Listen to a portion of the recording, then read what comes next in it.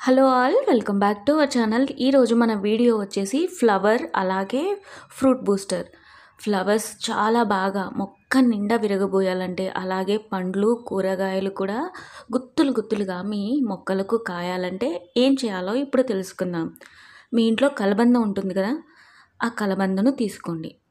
ఆ కలబందను చిన్న చిన్న ముక్కలుగా కోసి మిక్సీలో వేసి పలుచగా జ్యూస్ లాగా చేసుకోండి.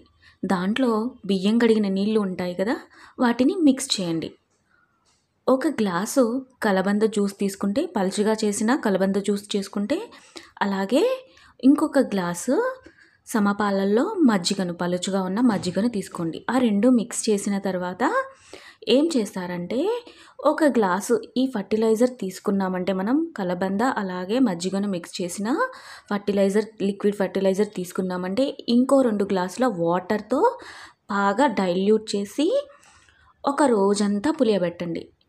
ఇది 24 గంటలు అయిన తర్వాత బాగా పులుస్తుంది. ఆ తర్వాత మాత్రమే మొక్కలకు ఇచ్చేయండి. అంటే చిన్న మొక్కలైతే ఒక 2 గ్లాసుల చొప్పున మొక్క మొదళ్ళ దగ్గర మట్టిని కదిలించి ఈ జ్యూస్ వారానికి ఒకసారి ఇస్తే, పూల చెట్లయితే విరగబూస్తాయండి. పండ్ల చెట్లు కూడా బాగా కాస్తాయి. ఈ టిప్ మీకు నచ్చినట్లయితే మీరు కూడా ట్రై చేసి రిజల్ట్స్ ఎలా ఉన్నాయో, లేకపోతే మీకు ఏమైనా డౌట్స్ ఉన్నాయో అవన్నీ కామెంట్ రూపంలో తెలియజేయండి. Thank you for watching.